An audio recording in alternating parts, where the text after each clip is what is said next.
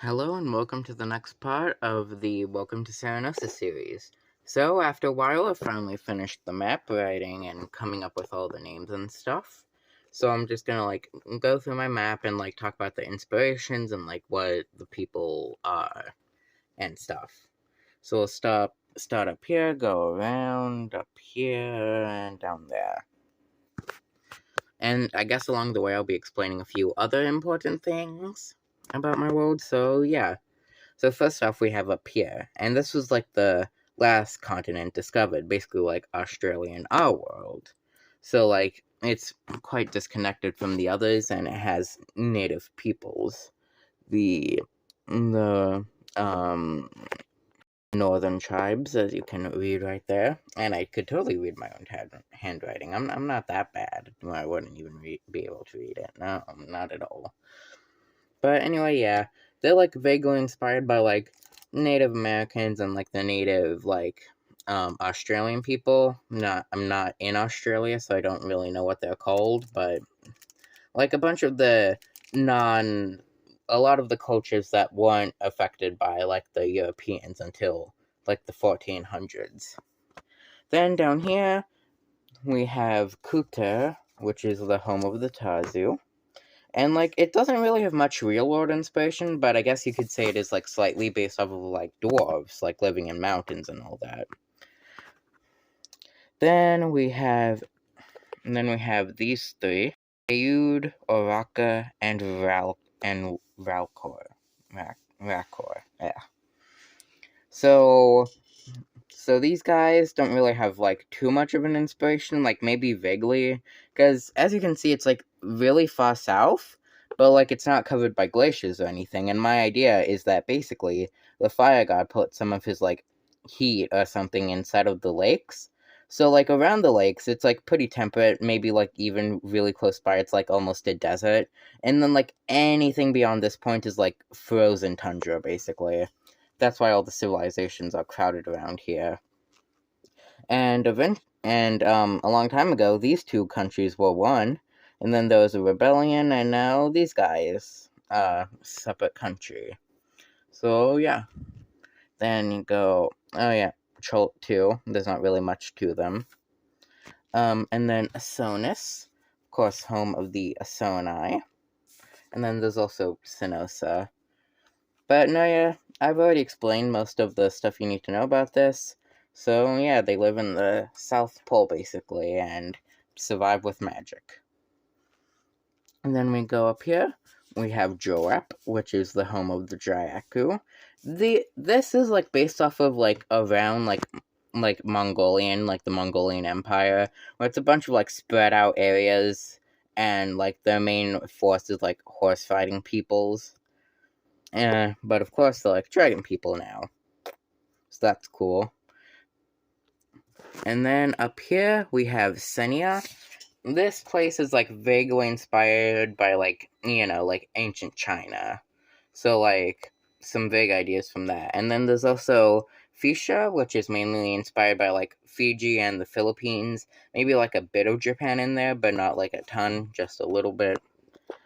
But yeah, and then there's this mountain range here, and that basically divides the continent between Asian influence and European influence. And then up here, it's kind of a mix of both, where it's a bit of Asian, bit of European.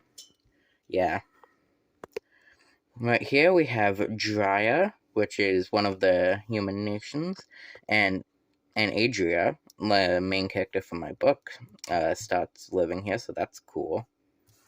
And then we have Sinosa, of course, basically all the Asoni that didn't want to talk to the humans again, so they were exiled from Asonis and swam all the way up here, and they're basically isolationists. Very few people even know they exist. And then we have all of these guys. Now, as you can see, a lot of them have the same name: Northern Austronia, Central Austronia, Southern Austronia, Eastern Austronia. Austronia was an ancient empire from my world that was really big. It covered the entire continent, and a long time ago, it was wiped out. However, the closer to the capital you got, the less thoroughly destroyed it was.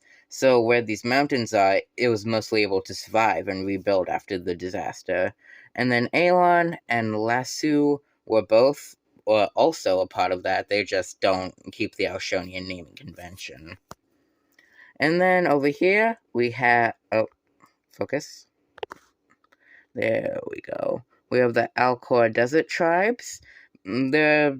I don't know a lot about real desert tribes. I might do I might learn more about them as I try to world build this area. And then also they're inspired by the Sandbenders from Avatar, because Avatar's perfect. They do everything good. And then over here we have two very important nations. We have Kosh and Kunor. Both of these are Hanvian majority countries.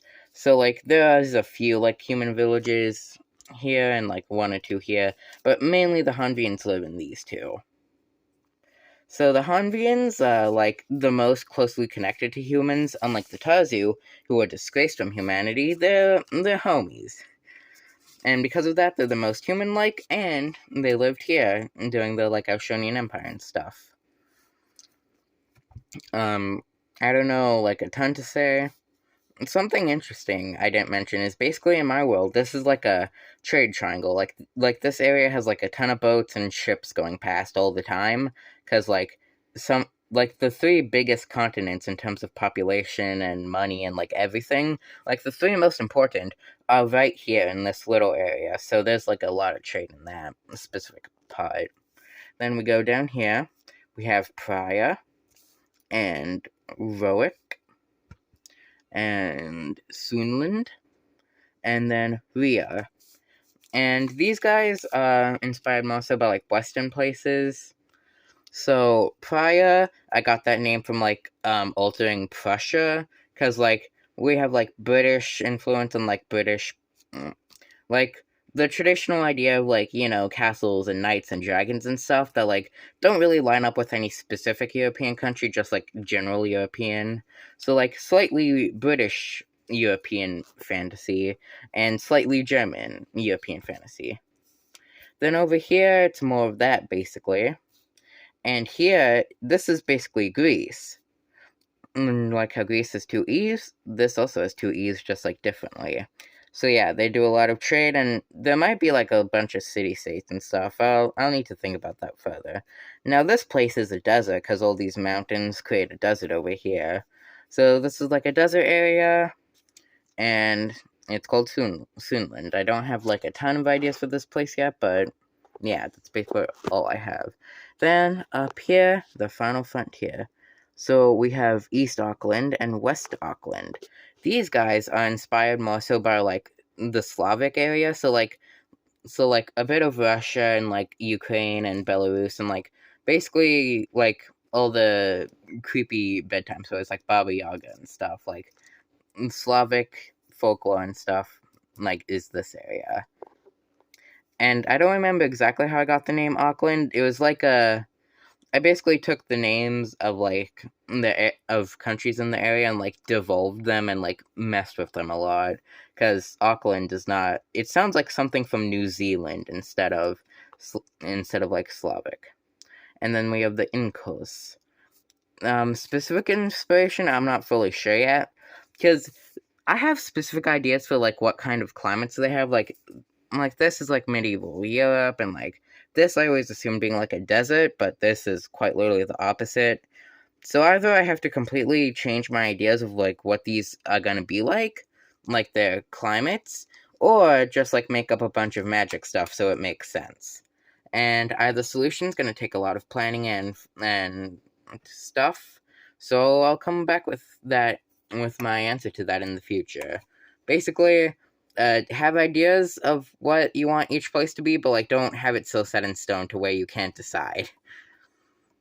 If you're using this as some kind of guide, and if you are, I'm very sorry. But that's about it. I hope you liked it. I had fun making this map and stuff. I'll be back in like a week or two. I don't know. Hope you had fun. Make sure to subscribe and stuff. It'd be nice to see this channel grow. And bye.